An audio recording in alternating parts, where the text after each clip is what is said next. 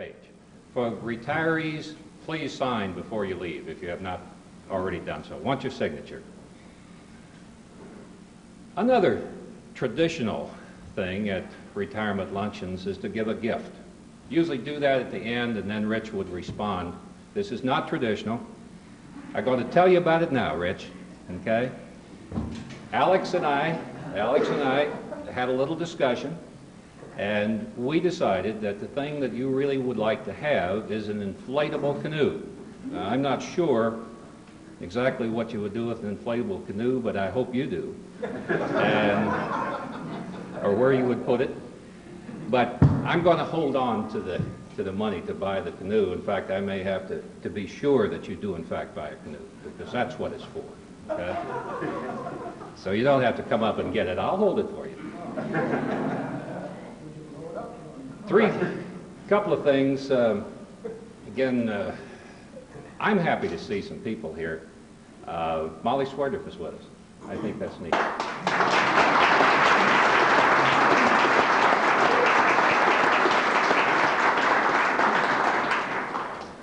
And David and Lauren. David is Rich and Alex's son, and his wife are with us.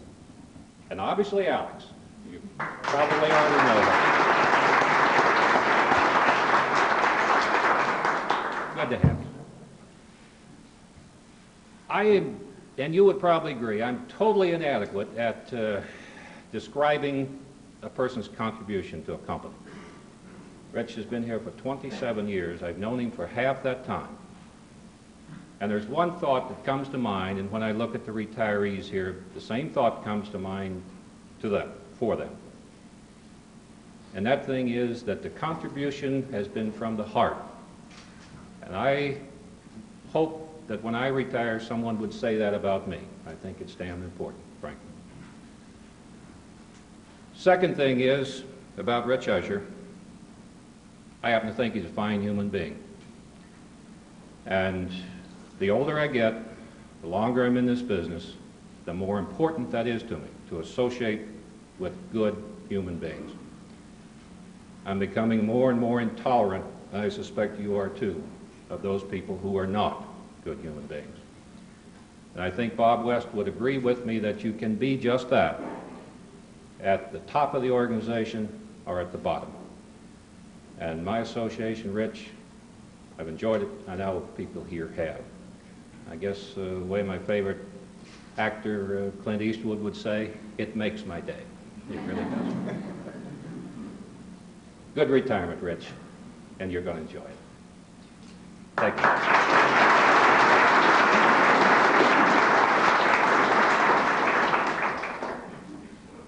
The next part of the program consists of a salute to Rich Usher in some kind of mock serious terms. And we need our cast and production crew to take their places now. We will apologize ahead of time and say that we have not rehearsed any of this because we could think of no way to explain it on the timesheets. So bear with us. It's going to be a little tough to see for those of you who are right back in the back. I think you'll hear just fine. So if you want to stand or scrunch into the aisles a little bit, that's fine.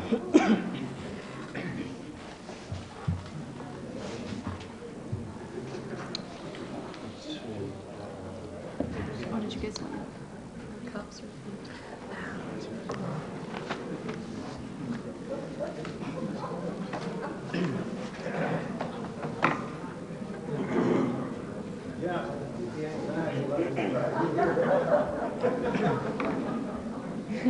Ladies and gentlemen, live from the ever-beautiful Convention Plaza in downtown St. Louis, SPA Productions is pleased and proud to present To Tell the Truth.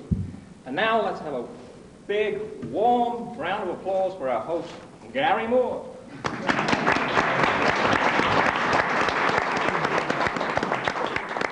Welcome to America's favorite game show. And without further ado, let me just introduce our celebrity panelists for this evening. Our first panelist, star of stage, screen, television, and a woman who has personally received a gift of nylons from General Sverdrup, Miss Kitty Carlisle.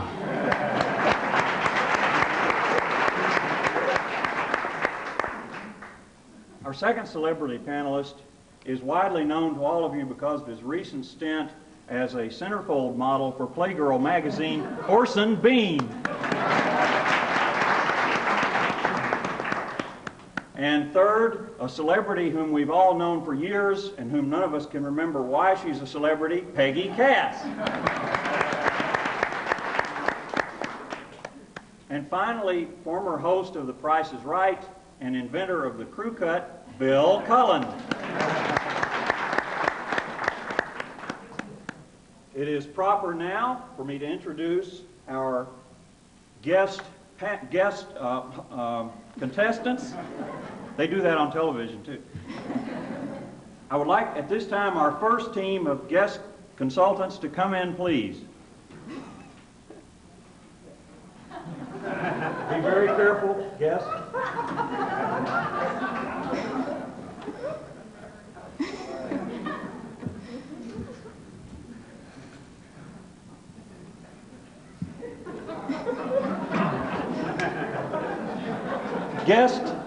Guest number one, your name, please. My name is J. Richardson Usher.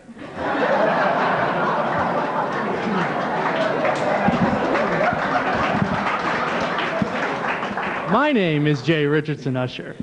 Guest number two, your name, please. My name is J. Richardson Usher.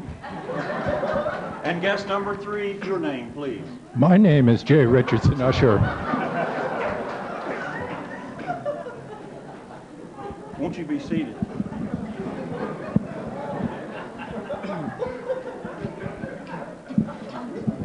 Two of these men are imposters whose aim... Two of these men are imposters whose aim is to stump our panel of celebrities. Only one of them is the real J. Richardson Usher and is sworn to tell the truth. I, J. Richardson Usher, worked for almost 27 years as senior technical editor for the Sverdrup Corporation in St. Louis. During this time, unbeknownst to my employers, I served 7 American presidents in a highly secret capacity central to our nation's security. My mission was threefold. First, enhance American security by making sure that the engineers in just this one engineering firm could write and talk clearly enough to be understood by human beings.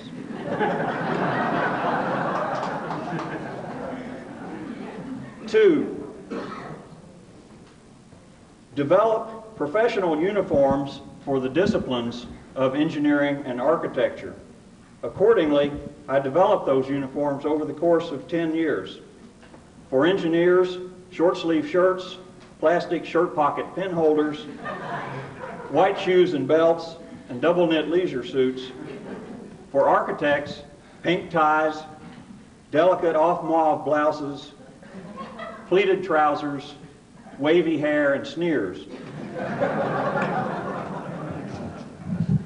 The third part of my mission from the government was to use the engineering architectural environment as a unique behavioral laboratory and develop a totally new form of psychological warfare suitable for use in the Cold War. Based on my analysis that engineers and architects are the only Americans with senses of humor less developed than those of the Soviet Union,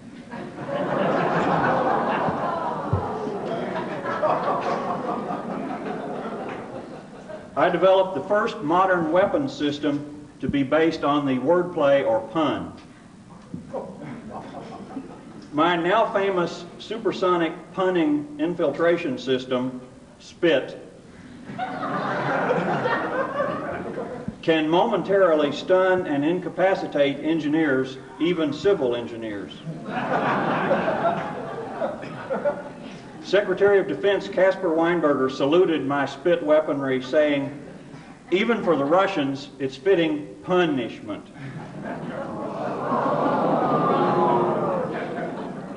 Rich, I wish you'd written this biography a little differently. Statistically, my career at Sverdrup can never be surpassed. In crossing T's and dotting I's unnoticed by engineers, I have used enough ink to build a slurry wall from Vandenberg Air Force Base to Shawaiba Harbor with enough left over to make coffee for 3 days at Teutenberg's. 10 years ago, I was personally responsible for crossing a single T in just one proposal, which kept Sverdrup from bidding on design work for the Fort McHenry Lunnel. As a result, Sverdrup was selected to design the Fort McHenry Tunnel, and the company stayed out of the disastrous Lunnels market. To divert suspicion from my dual role at Sverdrup, I engaged in a variety of subterfuges. These included developing a second career as North America's leading folk music artist and putting out a book and various pamphlets and articles on proper posture and how to walk properly.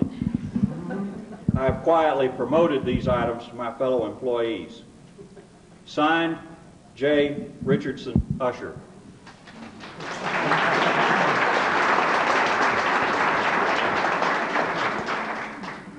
We will begin the questioning with Miss Kitty Carlisle. Kitty? Thank you, Gary.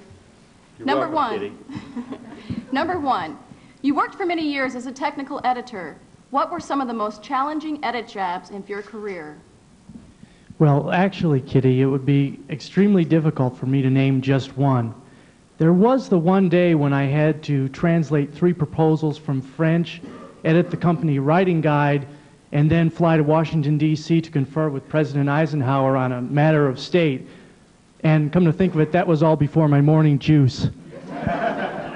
And number two? Could you repeat the question? I really don't think I... That's okay. Number three, your response, please. Well, due to the secret nature of my work, I don't think I should divulge the particulars.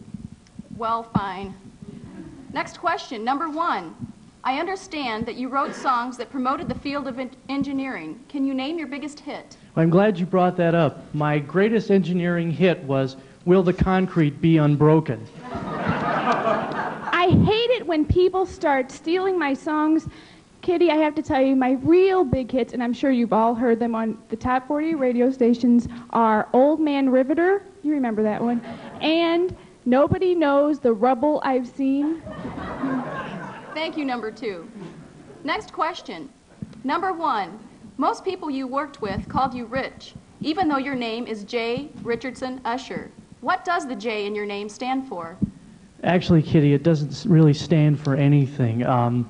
I just put it there because I figured people would start calling me JR, and I figured I'd get more respect that way. Number two.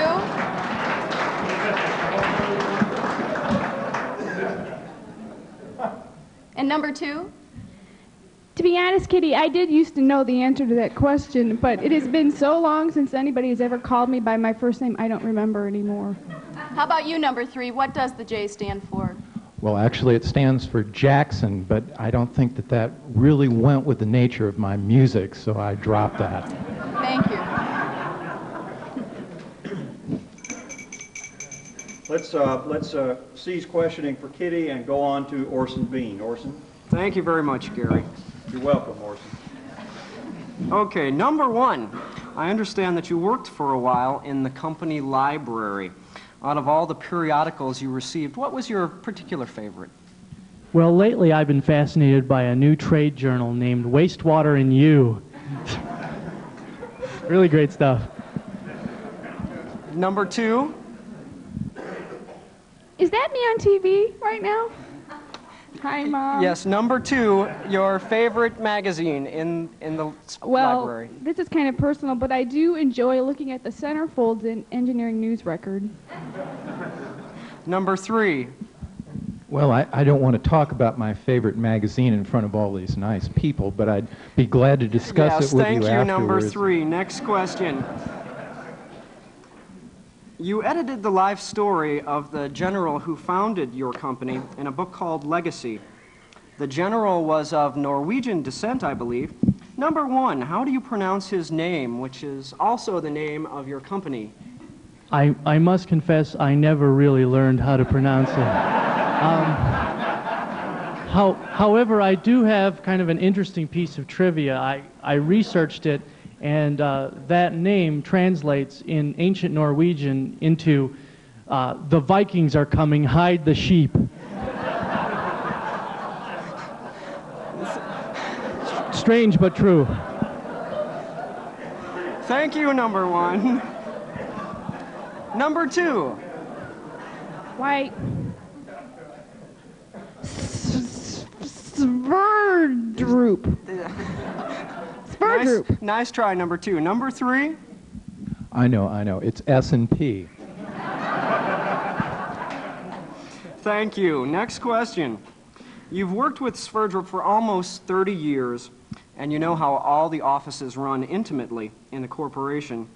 This next question could only be answered by someone with your vast experience. Number two, what exactly goes on in Tullahoma? Tullahoma? Number three, your answer? Well, actually, you see, there's no such place as Tullahoma. You call there, and the St. Louis operator changes her accent to a southern accent and just starts talking to you. Let's go on to Peggy Cass. Peggy. Thank you, Gary. You're welcome, Peggy. Number one, I want to test your familiarity with Sverdrup. Tell me, what is Teutenbergs? Yes, the Teutenberg, from what I understand, was a highly developed missile guidance system. It was created in Germany and designed... Yes, thank you. Number two. I know this one, Peggy. Teutenberg just happened to be General Sverdrup's personal butcher. Number three, your answer, please. Teutenberg is a plot developed by the competition, a secret weapon to keep Sverdrup engineers thin and hungry. I see. Okay, now I'd like to check your technical competence.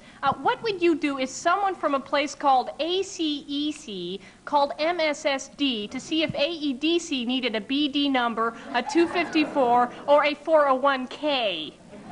Number one? That sounds very serious. I think I'd do the right thing and refer that question to my supervisor. I see. And number three, please, your answer? No. That's merely the Secret Service's code for inviting engineers to happy hour at Miss Holling's. Finally, I'd just like to ask, now, what made you decide to come out and talk to us right now about your undercover work? Number one? Well, frankly, I got tired of all the deceit and lies and living in the fast lane. That, in addition to the fact that I've reached the mandatory retirement age for Secret Service employees. And number three, please. Well, who said anything about retiring? As a matter of fact, the Secret Service has made arrangements for me to be a double agent for... Next question, Bill Cullen, please. Thank you, Gary. You're welcome, Bill. Number one, you've done some top secret work on a project called SDI. Could you tell us, please, what SDI stands for? Of course, Bill. SDI is a secret employee benefits program. What it actually stands for is salaries don't increase. Thank you, number one. Number two. Actually, my mother works for SDI. It's a subsidiary of IBM that's located in Japan. Number three, please.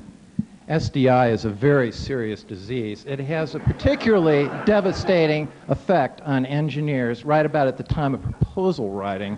It stands for sudden dramatic illiteracy. Bill, time for just one more question. Thank you, Gary. Number two, you've worked a good part of your life on Sverdrup proposals. Could you tell us, please, what was one of the more interesting proposals that you've worked on? Interesting proposal, Bill? Yes. I must say I don't think I've ever worked on an interesting proposal. Thank you, number two. Number one, please. Well, I have an interesting proposal. Why don't we cut this questioning and you guys can vote? I think our guest number three has a point there. We are running a little short on time tonight. Let us say to the panel, it's now time to compile your notes and cast your votes for the contestant of your choice. Which is the real J. Richardson Usher? Is it number 1, number 2, or number 3? Are we ready with our votes, panel? Let's go first then to Kitty Carlisle. How did you vote, Kitty? Well, Gary, I'd heard so many wonderful things about the J. Richardson Usher before, and these are such awful choices. I imagined him to be just so much more. I abstain. None of these people are J. Richardson Usher. Orson, how did you vote? I agree with Kitty. I just can't believe that any of those people are J. Richardson Usher. I abstain. Peggy, please, a vote. I agree with you guys. None of these people is impressive or articulate or witty enough to be the real J. Richardson Usher, and I abstain. Bill, we're going to have to count on you to clear this up. Please, with your vote, I'm let us sorry, know. Gary. I have to go along with the crowd here. I abstain. This is unprecedented in the history of To Tell the Truth. Let's just clear up the confusion. You still get your prizes. There are no correct votes, so you'll get a lot of prizes, especially when you get back to MSSD. I think we should clear up the confusion right away and just say, will the real J. Richardson Usher please stand up? Will the real J. Richardson Usher please stand up?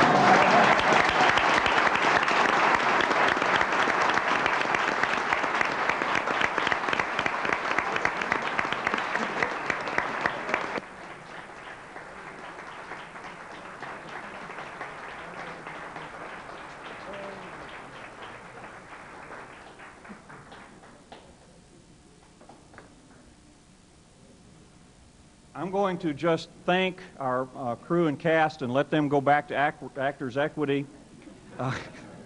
We are now turning the program over to Mr. Usher and his associates, people who know what performing is all about and don't go about it with the lack of grace that you've just seen here. Thank you.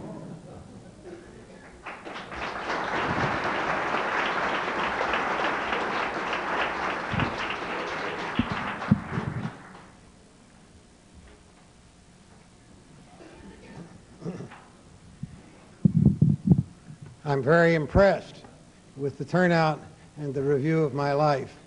I found it interesting, and I am going to enjoy thinking about it as time goes on. I've thought about bringing a long book up to say about my life here, and I haven't done that. I'm sort of winging it. 27 years is a long time, and I've seen a lot of company history, and major reorganizations in the 60s and the 70s, and another one is coming right now. And that's interesting because the company is not afraid to strike out in new directions. And that makes it an interesting and worthwhile company to work for. The older ones, AEDC, MTF, you all either knew about or heard about, and now the property development and ownership that the company is getting into is a whole new area that is, I think, going to lead to a large future for the company.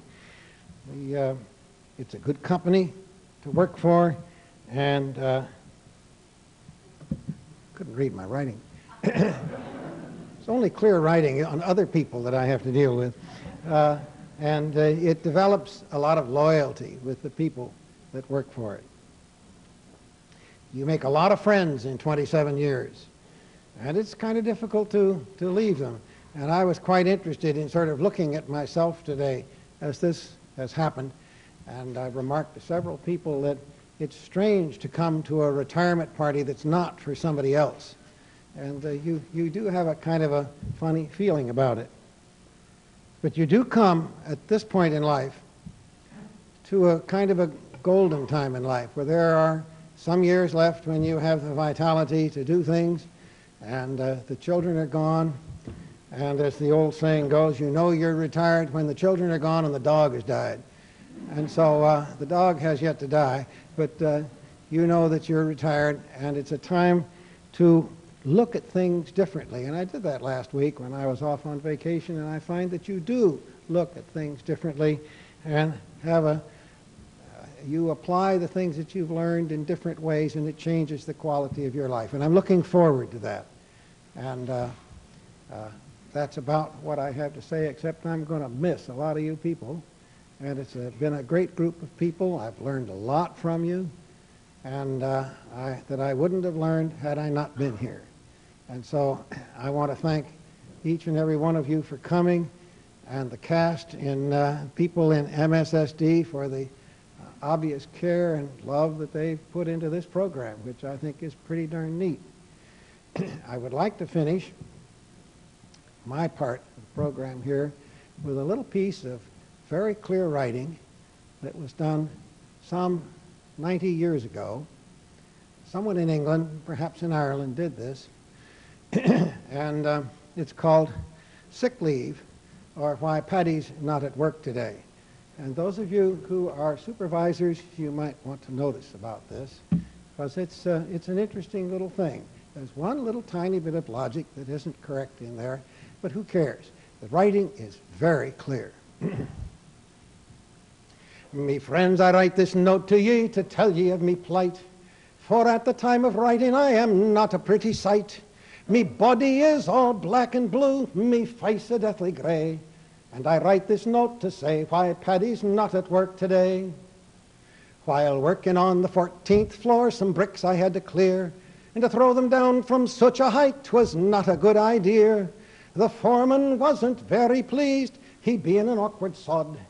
He said I'd have to cart them down the ladder in me hod. Now to carry down the bricks by hand, it was so very slow that I hoisted up a barrel and secured the rope below. But in me haste to do me job, I was too blind to see that a barrel full of building bricks was heavier than me. Now when I untied the rope, the barrel fell like lead, and clinging tightly to the rope, I started up instead. I shot up like a rocket, and to my dismay I found that halfway up I met the bloody barrel coming down. Now the barrel broke me shoulder as toward the ground it sped, and at the top I hit the bloody pulley with me head. I hung on tight, though numb with shock from the almighty blow, and the barrel spilled out half the bricks some 14 floors below. Now when the bricks had fallen from the barrel to the floor, I then outweighed the barrel and I started down once more. I held on tightly to the rope, me body racked with pain. When halfway down I met the bloody barrel once again. Now the shock of the percussion halfway up the office block caused multiple contusions and a nasty case of shock. I hung on tightly to the rope and sped toward the ground and landed on the broken bricks, a lying all around. I lay there groaning on the ground. I thought I'd passed the worst when the barrel hit the pulley wheel and then the bottom burst. A shower of bricks fell down on me. 'Twas then I gave up hope and lying there upon the ground let go the bloody rope. The barrel then was heavier and started down once more and landed right across me chest as I lay there on the floor. It broke 3 ribs in me left arm, and I am here to say, I hope ye understand why Paddy's not at work today.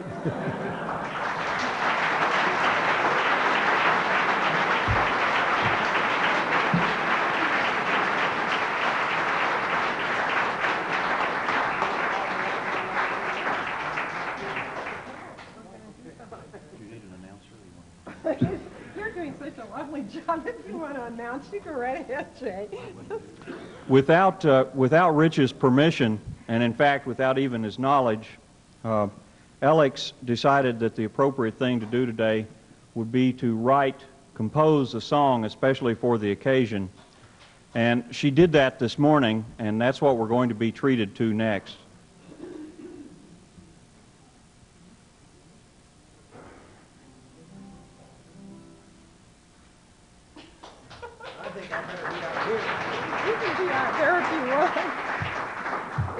Do you have a microphone too, Dave? I'm not sure what this is going to do in terms of balance, but... Oh, let's see. No, I'll tell you what. I can just set it right here. Go ahead. You enjoy it. This is your part. Whatever you want to do. Actually, I had a speech all written up. I worked really hard on it, but I left it on the table, and when I came back, it was so full of red pen and everything, I couldn't read it anymore, so I just decided I'd forget about that.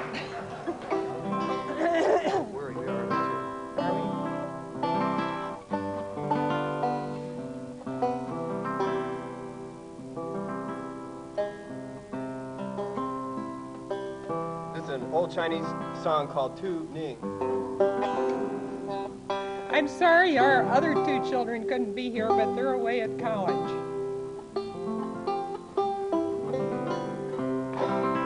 That'll do. This has a chorus, which if I can get rid of the frogs, I'll teach you how to do. Y'all know Good Night Irene. Well, this is bye, bye, S&P, bye, bye, bye, bye, S&P. Bye bye S&P, bye bye S&P, we'll see you in our dreams. So you all get to sing that. You want to try it? Bye bye S&P, S&P, bye bye S&P, bye bye S&P, bye bye S&P, we'll see you in our dreams. This week from Sverdrup he's leaving. No longer a chap out for hire. The home hearth is kindling a welcome for the jump from the frying pan to the fire. Bye, bye, S&P, bye, bye, bye, bye, S&P, bye, bye, S&P, bye, bye, S&P. We'll see you in our dreams. He dreams of a life of leisure, of idle days lying abed, but little he knows of the projects that lie in his lovely wife's head. Bye, bye, S&P, bye, bye, bye, bye, S&P, bye, bye, S&P, bye, bye, S&P, we'll see you in our dreams. He dreams of the joys of travel, of no Europe at company. I'll start that again. He dreams. I just wrote this at 10:15 this morning. He dreams of the joys of travel. No Europe at company expense, but a 6x8 cell in a camper with a wife that sometimes gets tense. Bye bye S&P, bye bye, bye bye S&P. Bye bye S&P, bye bye S&P, we'll see you in our dreams. No mind that the salary stops flowing, no mind that the house needs a roof. We love you at home and you're welcome. This kiss comes as positive proof. Bye bye S&P, bye bye, bye bye S&P. Bye bye S&P, bye bye S&P, we'll see you in our dreams.